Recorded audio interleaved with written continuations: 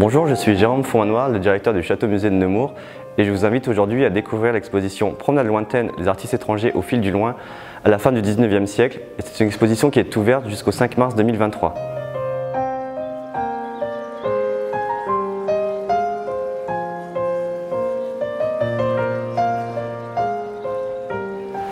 Alors ces artistes sont d'abord venus à Paris pour vivre l'émulation artistique et ensuite ils profitaient des saisons estivales pour voyager dans les environs. Donc bien sûr on va les retrouver au fil de la Seine, on va les retrouver également en Normandie ou en Bretagne, voire aussi les Hauts-de-France, mais également en Sud-Seine-et-Marne. Pourquoi en Sud-Seine-et-Marne? Parce que justement il existait encore ce gros foyer artistique à Barbizon et malheureusement en 1875 Jean-François Millet et Corot décèdent.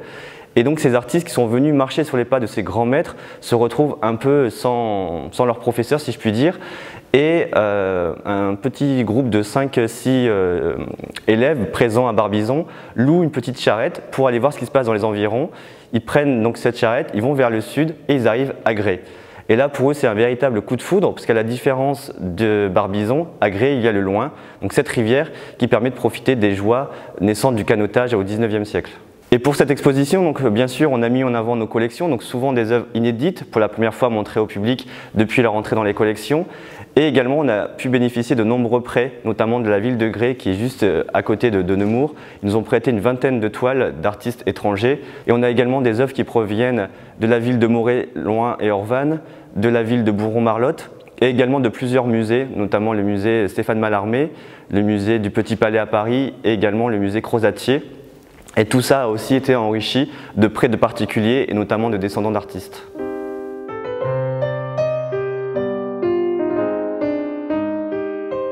Dans cette première section, on a souhaité mettre en avant Paris, ville lumière. Effectivement, la capitale rayonne au niveau international au 19e siècle. Et dans cette section, on a mis en avant plusieurs gravures qui proviennent du fond de Nemours, notamment des gravures permettant d'illustrer la modernité qui se crée au sein de Paris. Ici, on a regroupé 3 gravures, notamment celle-ci de Félix Buot, qui montre l'hiver 79 à Paris. Pourquoi vous la montrez? Parce qu'à l'intérieur, vous avez tous ces éléments de modernité. Donc, on a les fiacres qui circulent, on a les colonnes Maurice qui annoncent les spectacles. Et si on se rapproche de cette composition, ce qui est tout à fait étonnant, c'est de voir qu'on est dans cet hiver 79, un hiver très rude, il a fait très froid dans Paris. Les chevaux des fiacres mouraient de froid dans Paris. Et par contre, à côté de ça, donc on a les bals qui sont annoncés, la vie parisienne qui continue, malgré toutes les horreurs qui peuvent être liées à cet hiver. En dessous, une autre gravure de l'artiste. Une fois de plus, les fiacres qui attendent donc les clients sur les boulevards parisiens, l'éclairage au gaz, donc toute cette modernité, toute cette envie qui peut susciter les artistes étrangers. Et dans cette dernière, c'est une gravure d'Albert Ardaille d'après une peinture de Luigi Loire qui présente donc la venue du tsar de Russie à Paris, accueilli à l'hôtel de ville. Donc ces artistes sont d'abord attirés par la ville de Paris et ensuite ils vont aller étudié dans différentes écoles, notamment l'Académie Julian.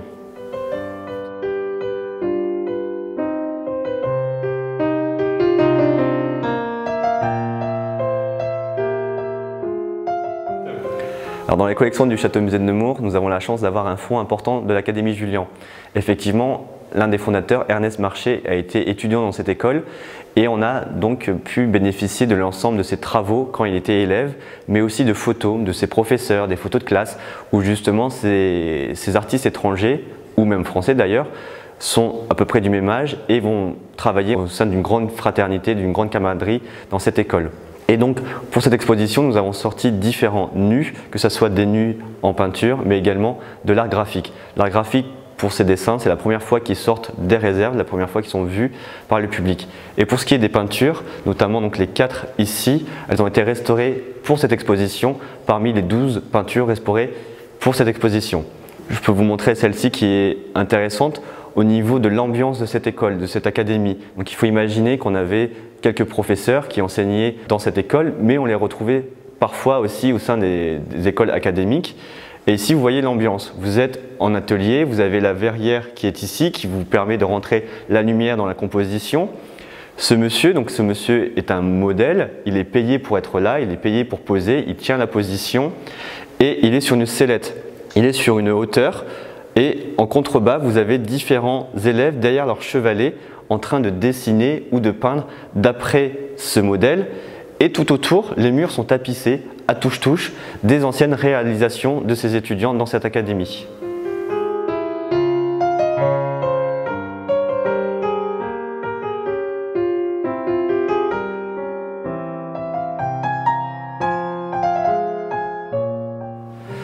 Dans cette partie, on évoque la présence des artistes étrangers à Grez-sur-Loing. Effectivement, ils viennent à partir de 1876. Par la suite, ils vont pouvoir bénéficier du train qui s'arrête à Bourron pour venir à pied jusque Grez. Ils arrivent dans ce village, c'est un village encore d'agriculteurs au bord de la rivière. On a quelques familles importantes dans le village, les Dupérat et également les Chevillon, dont ici vous avez le portrait de la mère Chevillon. La mère Chevillon est très importante à Grez-sur-Loing, c'est celle qui va tenir cette pension, c'est celle qui va accueillir ces artistes dans son hôtel, qui va justement pouvoir les faire bénéficier de tous les joies et les agréments de Grez-sur-Loing. La toile qui est ici, c'est une toile qui appartient à nos collections, elle a été restaurée également pour l'exposition et c'est une œuvre de Fernande Sadler. Fernande Sadler, c'est une artiste intéressante sur le territoire puisqu'elle a été, en plus d'être peintre, la première femme maire du village de Grez-sur-Loing.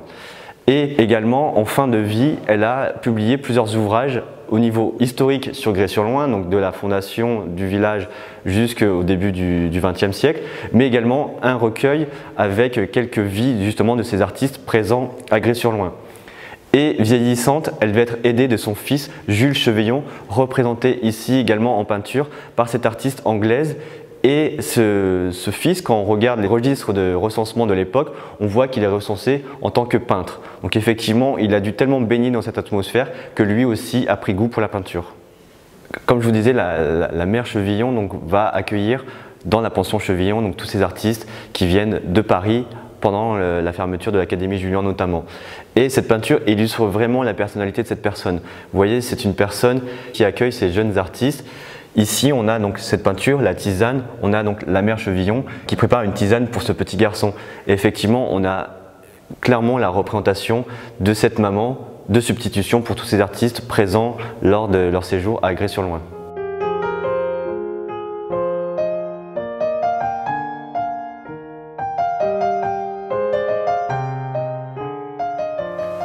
Alors dans cette troisième section, on met en avant le motif du pont.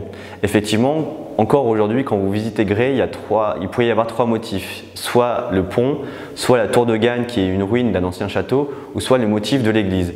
Effectivement, en dépouillant la liste des œuvres exposées au salon ou en regardant les œuvres qu'on retrouve encore aujourd'hui illustrant Grez-sur-Loing, le motif du pont est vraiment le motif phare. Et effectivement, ce motif a influencé beaucoup d'artistes. Et nous, on a intitulé ça « De Corot à Christo » parce qu'effectivement, Christo est venu dans les années 80 à Grez-sur-Loing pour tester la technique de l'emballage qu'il dessinait au Pont-Neuf de Paris. Et lui, en remerciement des ennuis causés aux villageois, il a offert l'enfouissement de tous les câbles électriques qui se trouvaient autour de ce pont. Donc encore aujourd'hui, s'il n'y a plus de câbles électriques autour de ce pont, c'est grâce à Christo. Mais bien sûr, avant lui, d'autres artistes sont venus à Grez, notamment ici Oscar Torna. Oscar Torna, c'est un artiste suédois qui, lui, au contraire justement des autres artistes, est venu en France alors qu'il avait une quarantaine d'années. Et vous voyez, dans cette composition, on est vraiment dans le style de composition réalisé à Grez. Vous avez ce camailleux de couleurs à la fois ocre et gris qui effectivement est lié à la présence du loin dans ce village.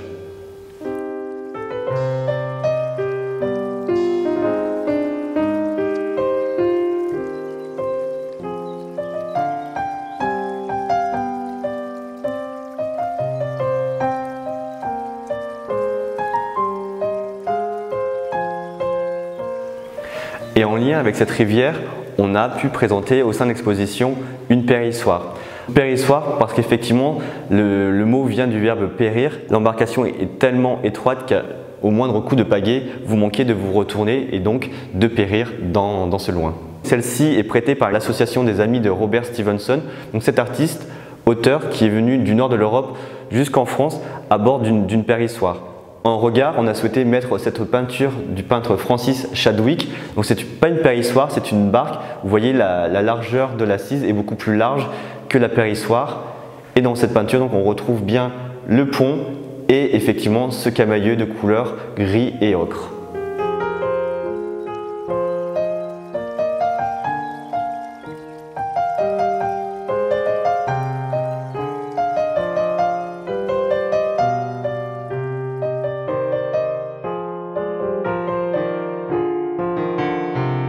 dans cette première section de l'étage, nous avons souhaité mettre en avant des portraits. Nous avons notamment Arthur Euseltine qui a joué le rôle de portraitiste pour les autres artistes.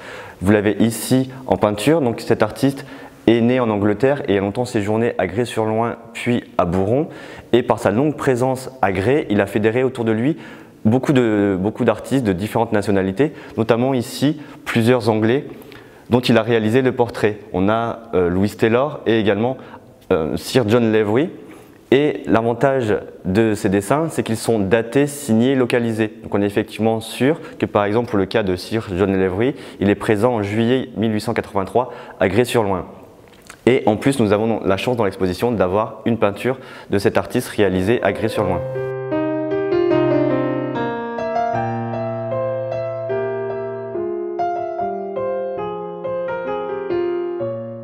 Donc pour cette exposition, nous avons eu la chance de bénéficier de prêts de collections particulières et notamment de ce John Lavery.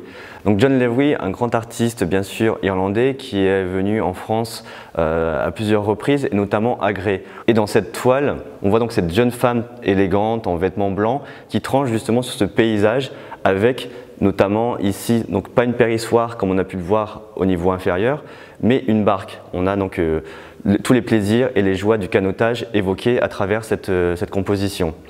Lavery est présent aussi avec d'autres artistes irlandais, notamment ici Frank O'Meara.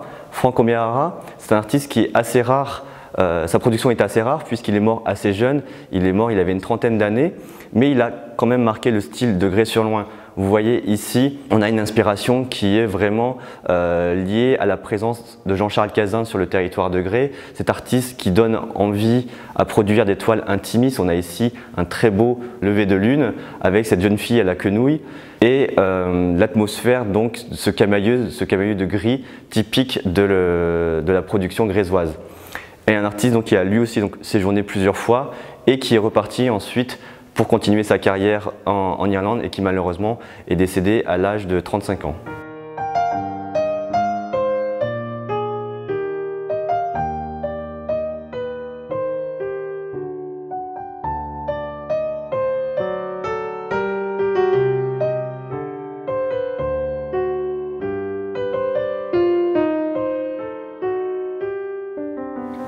Après les nombreux Britanniques présents à Grès-sur-Loing, il y a également la colonie américaine.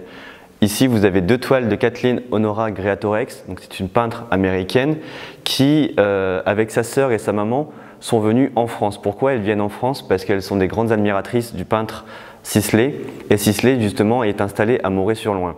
Et elles apprécient tellement cet artiste qu'elles vont réussir aussi, même dans la mort, à être proches de cet artiste, puisqu'aujourd'hui, leurs tombes sont situées encore à proximité de celles de Sisley dans le cimetière de Moret.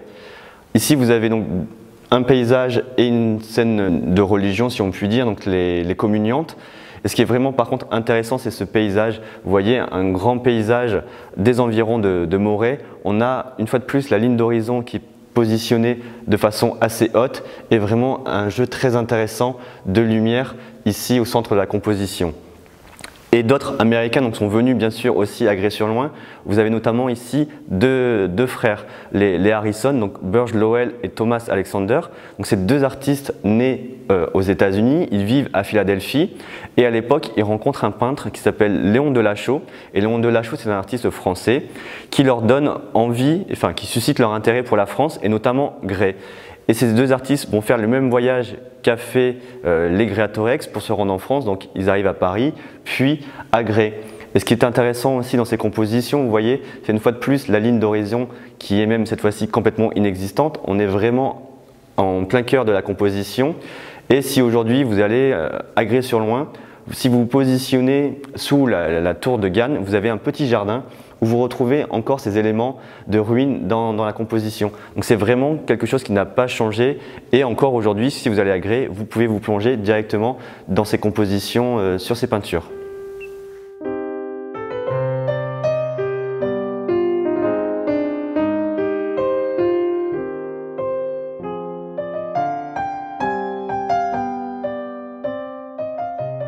Alors quand le visiteur arrive devant ces œuvres, il peut se poser une question.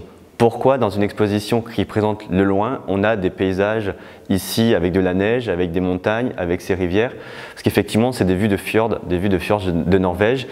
Et quand on a élaboré le catalogue, à la fin de la rédaction de ce catalogue, je me suis posé une question. Je me suis dit, mais pourquoi ces artistes sont venus? Donc ça, on sait parce qu'ils sont venus dans les pas de Corot et de Millet en Sud-Seine-et-Marne.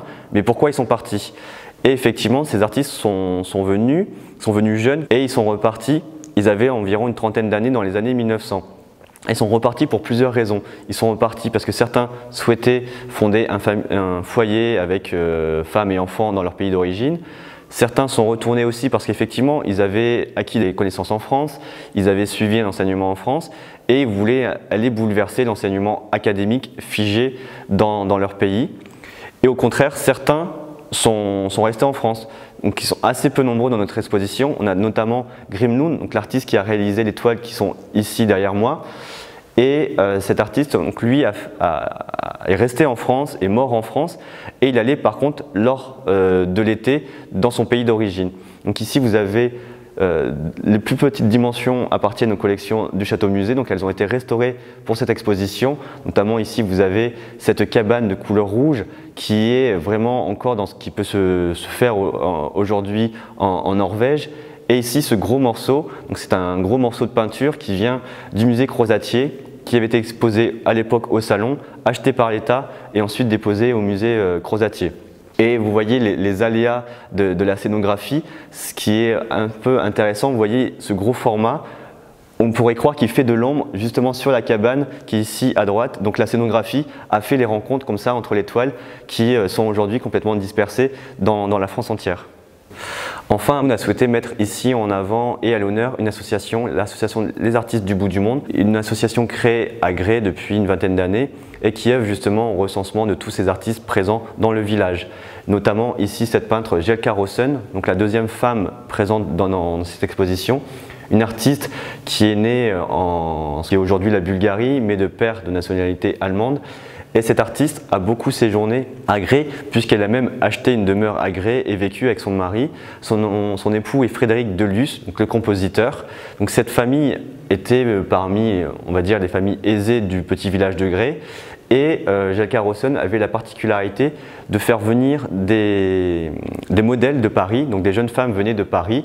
Et on sait qu'Emma Chadwick, par exemple, a bénéficié de la présence de ces modèles payés par Jelka Rossen à Grès.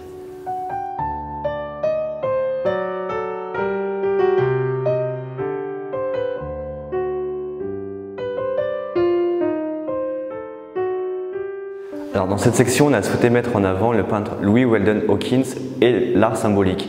Effectivement, quand le public visite l'exposition, il est en droit d'attendre une exposition qui montre des paysages tout à fait classiques des environs.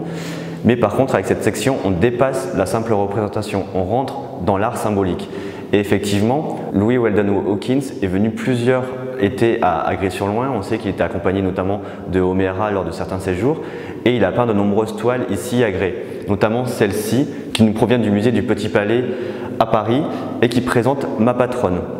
Effectivement, on est face à cette figure qui est dans un paysage avec dans le fond une évocation du pont de Grès, une rivière qui passe en contrebas et le titre Ma Patronne est donné vers 1903. On est donc 2 ans avant la séparation de l'Église et de l'État, la loi de séparation de l'Église et de l'État. Et on peut se poser la question, effectivement, est-ce que c'est une allégorie religieuse? Est-ce que c'est une incarnation justement de la figure de la France? Donc tout un questionnement qui peut se faire autour de cette composition. Et la seconde nous est prêtée par une galerie parisienne, par la galerie Elstir. Et cette galeriste nous a prêté ici Ma Procession des âmes. C'est une toile qui est très intéressante avec un camailleux de gris et d'ocre qui reprend justement bien cette idée du gris de Grès. Et on a ici donc une procession de personnes avec également une auréole, dans le fond une rivière, une nappe de brouillard et l'église de Grès. Effectivement, on peut aussi se poser des questions. Vous avez ici 2 personnes sur une barque. Pourquoi on ne serait pas justement devant le passage de l'âme qui irait de cette rive vers le fond, vers l'église, donc le côté religieux de cette composition. Donc vous voyez un artiste assez prolifique à Grès, il a peint d'autres compositions et tout tourne autour de cet art symbolique qui dépasse la simple représentation de paysages.